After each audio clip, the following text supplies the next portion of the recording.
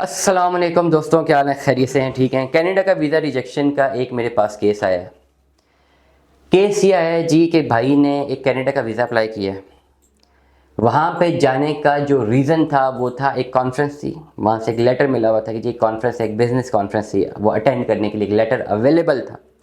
उस लेटर की बेस पे वीज़ा अप्लाई किया गया और बैंक स्टेटमेंट जोड़ी गई और बताया गया जी मैंने वो कॉन्फ्रेंस जाना है और मैं जो है टूरिस्ट हूँ, मैंने टूरिज़म की तरफ जाना है और मैं जो है जाके मुझे वहाँ पे एक टूरिस्ट वीज़ा दे दिया जाए, जो सिंगल एंट्री वीज़ा दे दिया जाए। और साथ तमाम के तमाम डॉक्यूमेंट्स भी लगा दिए, व्हाट्सएवर द थिंग वाज लगा दी। वीज़ा अफसर ने वीज़ा रिजेक्ट कर दिया। वीज़ा क्यों रिजेक्ट किया मैं बता देता हूँ, मैं रीज़न भी बता रहा हूँ। ज़रा इन व्लॉग्स को सुन लिया करें, तक सुना करें। मैं आपके सवालों के जवाब अपनी वीडियो में ही दे रहा होता हूँ। सबसे पहले जी आते हैं केस के ऊपर आते हैं। केस ज़रा मैं खोलता हूँ जी, केस के ऊपर आते हैं। वीज़ा रिजेक्शन है जी।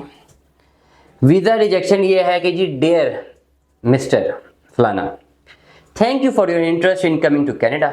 आई have reviewed your temporary resident visa, visitor visa application and supporting documents to assess whether you meet the requirements for a visitor visa services. This include assessing whether you are coming to Canada temporarily for the reasons you describe in your application.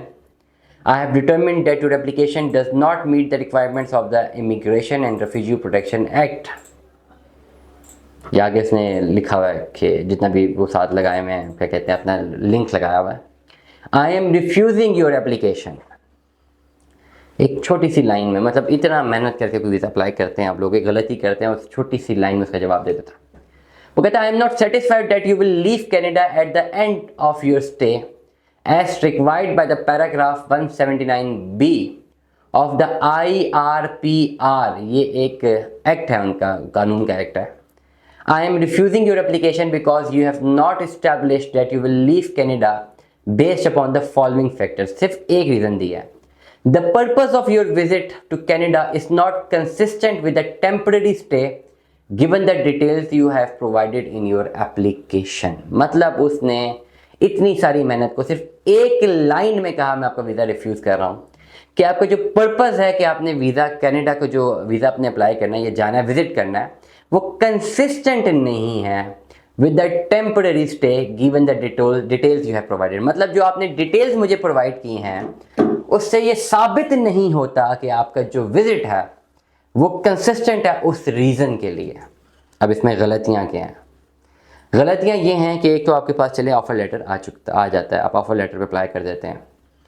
अब मुझे भाई का सबसे पहले जी मैंने पूछा क्यों visa reject हुआ। उन्होंने कहा जी कोई करोड़ों से नीचे बात नहीं। उन्होंने कहा मैंने बिजनेस स्टेटमेंट भी लगा दी, करोड़ों की, उसका ऑडिट भी हुआ था, फलाने करोड़ की इन्वेस्टमेंट स्टेटमेंट थी, इतने करोड़ की फलानी जो है स्टेटमेंट थी, इतने लाख की फलानी स्टेटमेंट थी, मैंने तीनों स्टेटमेंट लगा दी, मेरा वीज़ा क्यों रिजेक्ट कर दिया? मेरे पास इतने पैसों की ट्रांजैक्शन है। वो रिलीज कंसर्न है, आपके पास करोड़ों की ट्रांजैक्शन है, अरबों की ट्रांजैक्शन है। उसका सिर्फ ये कंसर्न है मेरे भाई कि आप कनाडा जा रहे हैं, रीज़न वैलिड होना चाहिए, और आप वापस आएंगे कि नहीं आएंगे। इतना सा उसका रीज़न है, इतना सा उसका कंसर्न है।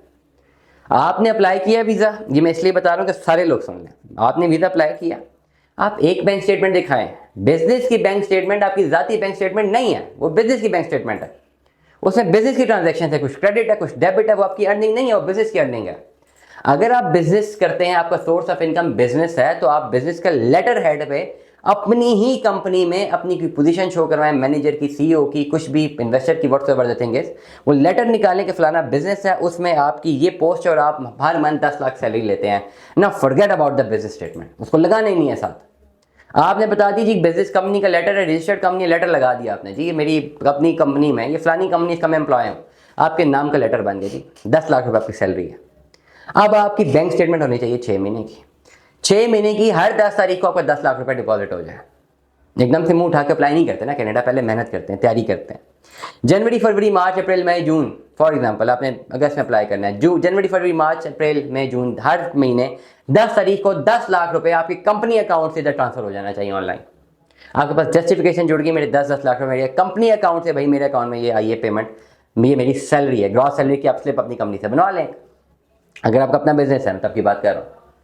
अब आपके पास आ गया 10 लाख हर 10 को, आपके पास कार्ड है, आप कोशिश करें कि कार्ड को स्वाइप करते रहें जहाँ भी करना है आपने, किसी और अकाउंट में ट्रांजैक्शन ना करें, अपनी परचेजिंग वगैरह करते रहते। जो घर के खर्चे हैं ना 2-2.5-3 लाख रुपया, वो यहाँ से करते रहे, इस कार्ड से करते रहे, ये कैश डिपॉजिट जो भी करें इस 10 लाख से करें, ताकि हर महीने आपका जो 2.5-3 लाख रुपए आपका अकाउंट से निकलते रहे। 6 महीने बाद आप बताते हैं कि यार 60 लाख मैंने कमाया 6 महीनों में, 18 लाख मेरा एक्सपेंस है, मेरे पास 40-42 लाख रुपया पड़ा हुआ है, दिस इज माई सेविंग्स, मेरे पास पैसे अच्छे खासे हैं।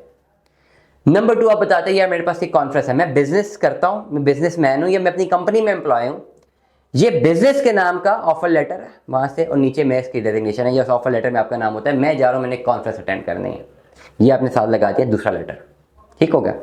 तीसरा लेटर आप नहीं निकालते हैं प्रॉपर्टी, आप निकालते हैं प्रॉपर्टी, यार ये मेरी सारी प्रॉपर्टी मेरे नाम पे है, मैं क्यों मुल्क से बाहर जाके वापस नहीं आऊँगा, मैं बेच तो नहीं रहा है, सारे डॉक्यूमेंट्स अपने साथ लगा दी। चौथा आप लगाते हैं FRC MRC, family registration certificate, marriage registration certificate.